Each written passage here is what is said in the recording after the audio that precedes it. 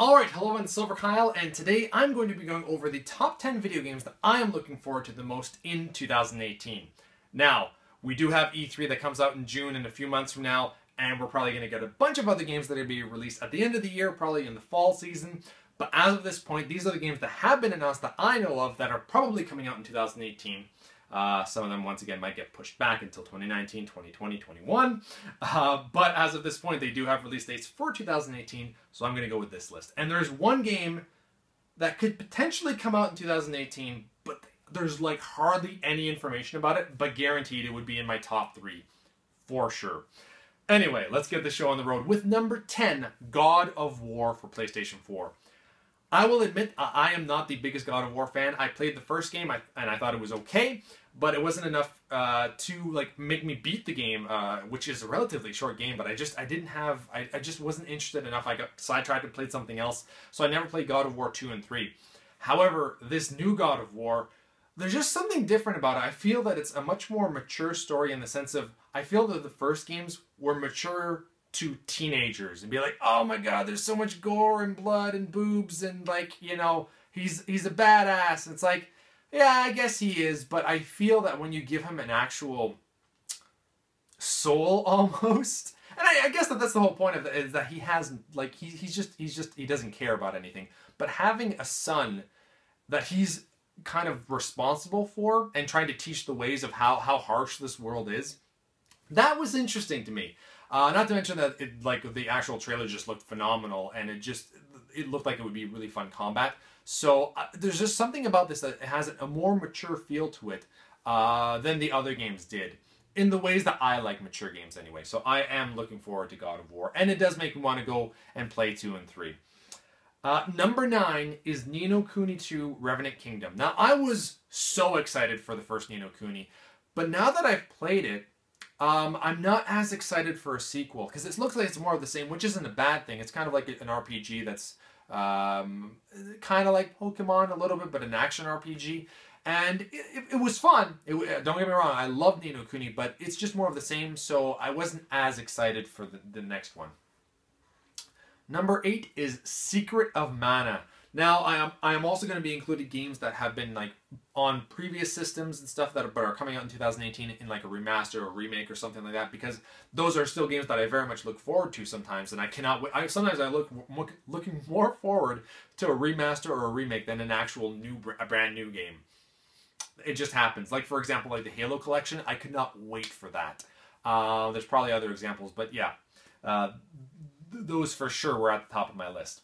But number 8 is Secret of Mana, a SNES RPG that is getting remade for the PlayStation 4. Sign me up for so many more of those. I hope that we get so many more SNES and PlayStation 1 RPGs like this. I would love to see Chrono Trigger remade like this, Final Fantasy 4, Final Fantasy 6.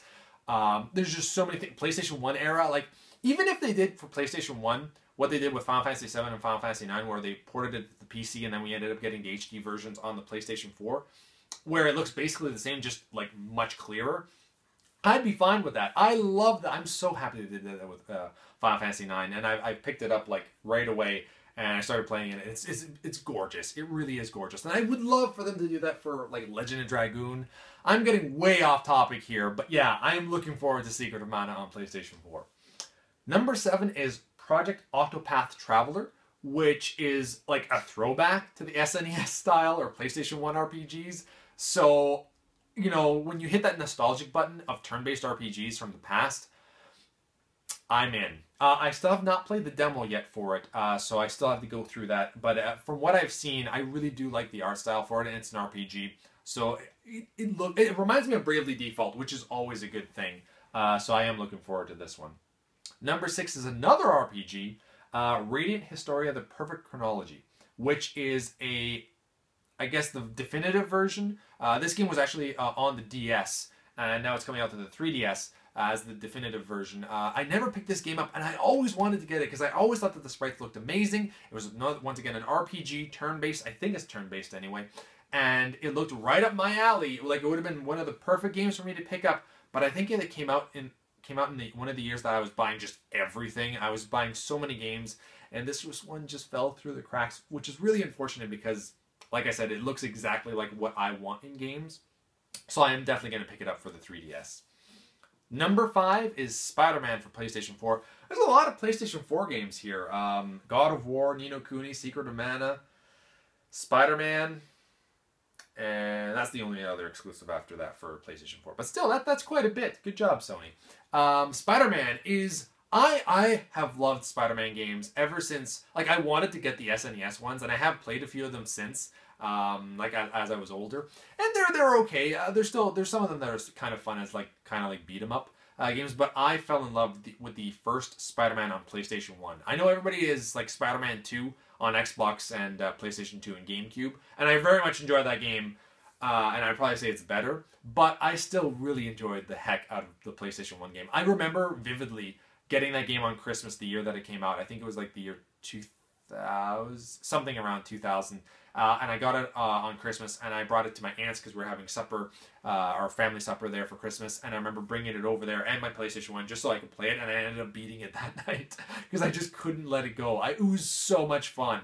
I played so much of that game, and then I beat it so many times afterwards because I unlocked new costumes and things, and that back then, it was such a completely different world. And I'm getting into other videos I get to be talking about. But yeah, I am very much looking forward to the Spider-Man. It looks exactly like what I would want in a Spider-Man game at this point. It looks like they are doing what they did for Batman, like the Arkham Knight series. That's like looks like what they're finally doing for Spider-Man, which is like about time, basically. Number 4 is Far Cry 5.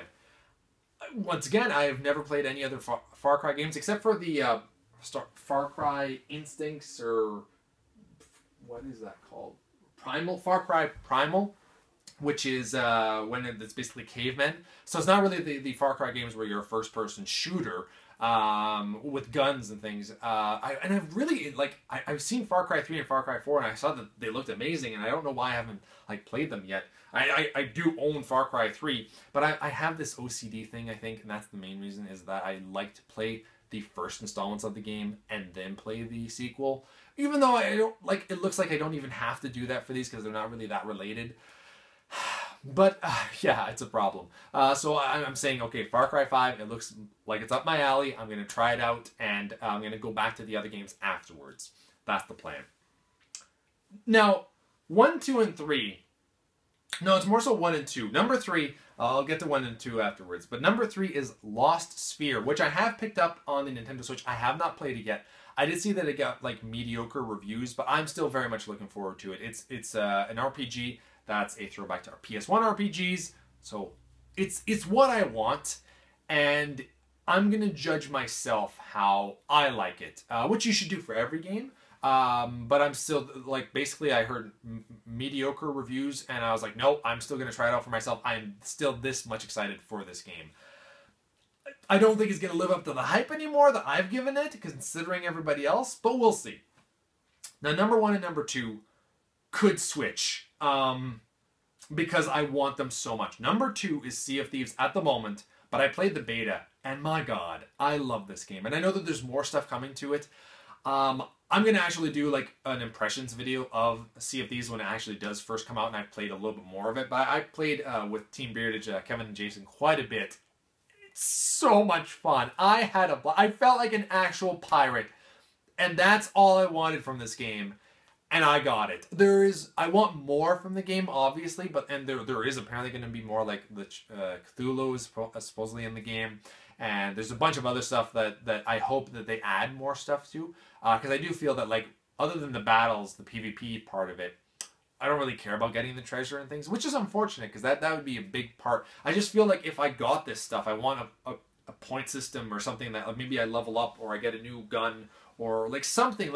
Why should I be getting treasure other than just hand it in and then it says I can get a new treasure, or go find treasure somewhere else? The actual quests aren't that fun, but the PvP battle and sailing your ship, so much fun. And my number 1 most anticipated game, and I think that last year it was the exact same thing for these two games because I thought they were coming out in 2017, is Red Dead Redemption 2.